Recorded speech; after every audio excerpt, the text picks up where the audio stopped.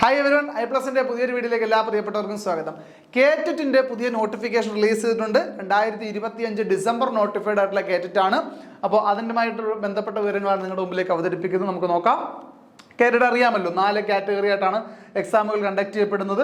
അതിൽ കാറ്റഗറി 1 എന്ന് പറയുന്നത് LP ക്ലാസ്സുകൾക്കും, കാറ്റഗറി 2 UP ക്ലാസ്സുകൾക്കും, കാറ്റഗറി 3 ഹൈസ്കൂൾ ക്ലാസ്സുകൾക്കും, കാറ്റഗറി 4 സ്പെഷ്യൽ അധ്യാപകർ, അതുപോലെ ഭാഷാധ്യാപകർ തുടങ്ങിയ യോഗ്യത പരീക്ഷകളാണെന്നുള്ള കാര്യം എല്ലാവർക്കും അറിയാം അല്ലേ. അപ്പോൾ അതുമായി ബന്ധപ്പെട്ട വിഭാഗങ്ങളുമായി ബന്ധപ്പെട്ട് ചെറിയ ചില കാര്യങ്ങൾ നിങ്ങളെന്ന് സൂചിപ്പിക്കുകയാണ്. സീറ്ററ്റ് പ്രൈമറി സ്റ്റേജ് പാസ്സായവരെ കേറ്ററ്റ് കാറ്റഗറി 1 നിന്നും സീറ്ററ്റ് എലിമെന്ററി സ്റ്റേജ് പാസ്സായവരെ കേറ്ററ്റ് കാറ്റഗറി 2 നിന്നും ഒഴിവാക്കുന്നതാണ്. രണ്ടും ടെറ്റ് പരീക്ഷകളാണ്.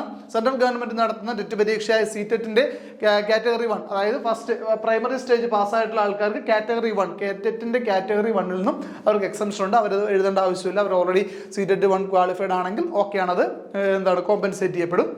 അതുപോലെ തന്നെ സീറ്ററ്റിന്റെ എലിമെന്ററി സ്റ്റേജ്, അതായത് സെക്കൻഡ് കാറ്റഗറി സീറ്ററ്റിന്റെ പാസ്സായിട്ടുണ്ടെങ്കിൽ നിങ്ങൾ കേറ്ററ്റ് 2 എഴുതേണ്ട ആവശ്യം നിലവിലില്ല. അപ്പോൾ ഈ 2 സീറ്ററ്റ് പാസ്സായിട്ടുള്ള ആൾക്കാരെ സംബന്ധിച്ച് നിങ്ങൾ കേറ്ററ്റിന്റെ ഈ കാറ്റഗറി 2 വരെയുള്ള എക്സാമുകൾ അപ്ലൈ ചെയ്യേണ്ട ആവശ്യമില്ല. നിങ്ങൾ ഓൾറെഡി ക്വാളിഫൈഡ് ആണെന്നുള്ള കാര്യം ഓർത്തിരിക്കുക.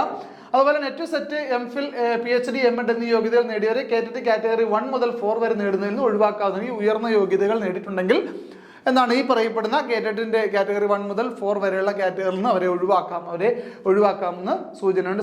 7 സർക്കാർ ഉത്തരവ് പ്രകാരം M.Ed ബന്ധപ്പെട്ട വിഷയത്തിലായിരിക്കണം നിർബന്ധമില്ല. M.Ed എടുക്കുമ്പോൾ അത് ബന്ധപ്പെട്ട വിഷയത്തിൽ തന്നെ ആവണമെന്ന് നിർബന്ധമില്ല എന്നും ഒരു ക്രൈറ്റീരിയ പറയുന്നുണ്ട്. അതുപോലെ തന്നെ കേറ്ററ്റ് കാറ്റഗറി 3 വിജയിച്ചവരെ കാറ്റഗറി 2 നേടുന്നതിന് ഒഴിവാക്കാവുന്നതാണ്. ഉയർന്ന യോഗ്യതയായ കേറ്ററ്റ് കാറ്റഗറി 3 നേടിയിട്ടുണ്ടെങ്കിൽ നിങ്ങൾ കാറ്റഗറി 2 പ്രത്യേകം എഴുതി പാസ്സാവേണ്ട ആവശ്യമില്ല എന്നാണ് പറയുന്നത്. ഓക്കെ. അതുപോലെ കേറ്ററ്റ് കാറ്റഗറി 1, 2 എന്നിവയിൽ ഏതെങ്കിലും ഒന്ന് വിജയിച്ചാൽ LP, UP അധ്യാപക നിയമങ്ങൾക്ക് പരിഗണിക്കാവുന്നതാണ്. തുടങ്ങിയ വിവരങ്ങളൊക്കെ പറഞ്ഞതിന് ശേഷം അവസാനം ഒരു കുറിപ്പ് പറയുന്നുണ്ട്. അതാണ് ഏറ്റവും പ്രധാനപ്പെട്ട ശ്രദ്ധിക്കേണ്ടത്. 1/9/2025 തീയതിയിൽ ബഹുമാനപ്പെട്ട സുപ്രീം കോടതി വിധിയുടെ അടിസ്ഥാനത്തിലുള്ള മാറ്റങ്ങൾക്ക് വിധേയമാണ് ഈ മേൽപ്പറഞ്ഞ ഇളവുകൾ എന്ന്. ഇപ്പോൾ തുടങ്ങി കുറച്ച് ഇളവുകൾ നമ്മൾ പറഞ്ഞല്ലോ. ഈ ഇളവുകൾക്കൊക്കെ 1/9/2025 സുപ്രീം കോടതി വളരെ കോൺട്രവേഴ്സ്യൽ ആയിട്ടുള്ള ഒരു വിധി പ്രഖ്യാപിച്ചിട്ടുണ്ടായിരുന്നു അല്ലേ. അപ്പോൾ ആ വിധിയുടെ മാനദണ്ഡങ്ങൾക്കനുസരിച്ച്, അല്ലെങ്കിൽ ആ വിധിയുടെ ചട്ടക്കൂട്ടിൽ നിന്നുകൊണ്ട് മാത്രമേ ഈ ഇളവുകൾ അനുവദിക്കാൻ സാധിക്കുകയുള്ളൂ എന്നൊരു പ്രത്യേക കുറിപ്പ് ഇത്തവണത്തെ നോട്ടിഫിക്കേഷനിൽ ഉൾപ്പെടുത്തിയിട്ടുണ്ടെന്നുള്ള കാര്യം എല്ലാവരും ഒന്ന് ശ്രദ്ധിക്കുക. ഓക്കെ. നമുക്ക് അപേക്ഷ സമർപ്പിക്കാനുള്ള വെബ്സൈറ്റുകൾ പരീക്ഷാ ഭവന്റെ വെബ്സൈറ്റിലും അതുപോലെ തന്നെ KTET-Kerala.gov.in വെബ്സൈറ്റിലും SCRയുടെ വെബ്സൈറ്റിലും ഒക്കെ ത്രൂ നമുക്ക് ഓൺലൈനായിട്ട് ഈ ആപ്ലിക്കേഷൻ സബ്മിറ്റ് ചെയ്യാൻ സാധിക്കും. ഒന്നിലധികം കാറ്റഗറിയിൽ എക്സാം എഴുതുന്നവരെ സംബന്ധിച്ച് നിങ്ങൾ ഒരു അപേക്ഷ മാത്രം കൊടുത്താൽ മതിയാകും. അതായത് കാറ്റഗറി 1 ഉം 2 എഴുതുന്ന ആൾക്കാർ ഒറ്റ ആപ്ലിക്കേഷൻ തന്നെ കാറ്റഗറി 1 ഉം 2 അപ്ലൈ ചെയ്താൽ മതി. സെപ്പറേറ്റ് ആപ്ലിക്കേഷനുകൾ ചെയ്യരുത്, കാരണം അത് പരിഗണിക്കപ്പെടത്തില്ല. ഓക്കെ. അതുപോലെ കാറ്റഗറി 3 ഉം 4 ഉം എഴുതുന്നവരെ സംബന്ധിച്ച് നിങ്ങൾ ഒരൊറ്റ ആപ്ലിക്കേഷൻ തന്നെ 3 ഉം 4 ഉം വെച്ച് അപ്ലൈ ചെയ്താൽ മതിയാകും. ഓക്കെ. അപ്പോൾ 2 ഉം 3 ഉം വെച്ചിട്ട് അപ്ലൈ ചെയ്താൽ മതിയാകും. അപ്പോൾ അങ്ങനെയുള്ളവർ ഒന്നിലധികം കാറ്റഗറിയിലേക്ക് അപ്ലൈ ചെയ്യുന്നവർ ഒരു അപേക്ഷ മാത്രം കൊടുത്താൽ മതിയാകും എന്നുള്ളതാണ് സൂചിപ്പിക്കാനുള്ളത്. അതുപോലെ തന്നെ അപേക്ഷാ ഫീസ് 500 രൂപയാണ്. പട്ടികജാതി പട്ടികവർഗ വിഭാഗത്തിനും അതുപോലെ ഭിന്നശേഷിക്കാർക്കും ഫീസ് 250 രൂപയാണ്. അവർക്ക് 250 രൂപയുടെ ഇളവുണ്ട്. ബാക്കി എല്ലാവരും 500 രൂപയാണ് ഫീസ് അടയ്ക്കേണ്ടുന്നത്.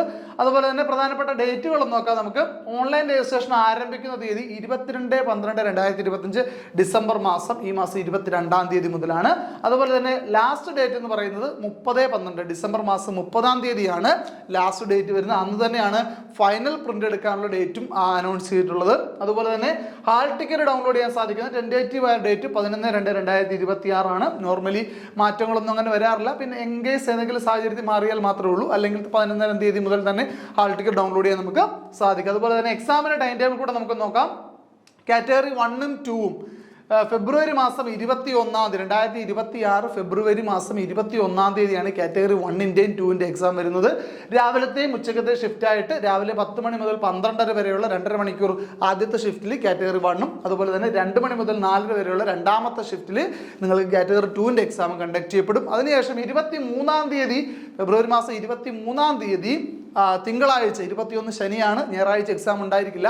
23 തിങ്കളാഴ്ചയാണ് പിന്നീട് കാറ്റഗറി 3-യുടെയും 4-ന്റെയും എക്സാം ഉള്ളത്. കാറ്റഗറി 3-യുടെ എക്സാം അന്നത്തെ രാവിലത്തെ ഷിഫ്റ്റിൽ 10 മണി മുതൽ 12 വരെയുള്ള ടൈമിലും, അതുപോലെ തന്നെ കാറ്റഗറി 4-ന്റെ എക്സാം ഉച്ചയ്ക്ക് ശേഷമുള്ള ഷിഫ്റ്റ് 2 മണി മുതൽ 4 വരെയുള്ള ഷിഫ്റ്റുമായിട്ടായിരിക്കും എക്സാമുകൾ കണ്ടക്ട് ചെയ്യപ്പെടുന്നത്. അപ്പോൾ യോഗ്യതയുള്ള എല്ലാവരും എത്രയും പെട്ടെന്ന് തന്നെ അപ്ലൈ ചെയ്യുക. അതോടൊപ്പം ഏറ്റവും പ്രധാനപ്പെട്ട മറ്റൊരു കാര്യം കൂടി പറഞ്ഞോട്ടെ.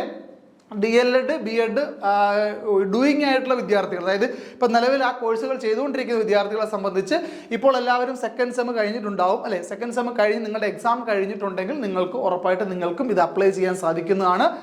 അല്ലാതെ ഈ കോഴ്സ് കംപ്ലീറ്റ് ആവണമെന്നില്ല. അതുപോലെ തന്നെ ഒരു കാര്യം ശ്രദ്ധിക്കണം, സെക്കൻഡ് സെമ്മിൻ്റെ എക്സാം കഴിഞ്ഞിട്ടില്ലെങ്കിൽ നിങ്ങൾക്ക് ഇത് അപ്ലൈ ചെയ്യാൻ സാധിക്കില്ല എന്നുള്ളൊരു കാര്യം കൂടി നിങ്ങൾ ഓർമ്മപ്പെടുത്തുകയാണ്. ഓക്കെ, അപ്പം തേർഡ് സെം മുതലാണ് അപ്ലൈ ചെയ്യാൻ പറ്റുന്നത്. ഇപ്പോൾ സെക്കൻഡ് സെമ്മിൻ്റെ എക്സാം കഴിഞ്ഞാലാണ് സെക്കൻഡ് സെം കഴിഞ്ഞ് നിങ്ങൾ തേർഡ് സെം ആയി എന്ന് കൺസിഡർ ചെയ്യപ്പെടുന്നത്. അതുകൊണ്ടാണ് പറഞ്ഞത് സെക്കൻഡ് സെമ്മിൻ്റെ എക്സാം കഴിഞ്ഞിട്ടുണ്ടെങ്കിൽ നിലവിൽ BEd DLED കോഴ്സുകൾ ചെയ്തുകൊണ്ടിരിക്കുന്നവർക്ക് ഇത് അപ്ലൈ ചെയ്യാം. ഓക്കെ, അപ്പോൾ യോഗ്യതകൾ എല്ലാവരും എത്രയും പെട്ടെന്ന് തന്നെ ഇതിനുവേണ്ടി അപ്ലൈ ചെയ്യുക. അതിനുവേണ്ടി നിങ്ങൾക്ക് എല്ലാവിധ സപ്പോർട്ടുകളും തരുവാനായിട്ട് I+ന്റെ കേറ്റഡ് കോഴ്സുകൾ അവൈലബിൾ ആണ്. അതുമായി ബന്ധപ്പെട്ട വിവരങ്ങൾക്ക് ഡീറ്റെയിൽസിന് അഡ്മിഷൻ എടുക്കാനൊക്കെ ആയിട്ട് നമ്മുടെ വീഡിയോയുടെ താഴെയുള്ള ഡിസ്ക്രിപ്ഷനിൽ നമ്മുടെ കോൺടാക്ട് നമ്പറിൽ കോൺടാക്ട് ചെയ്താൽ മതിയാവും. Okay, thank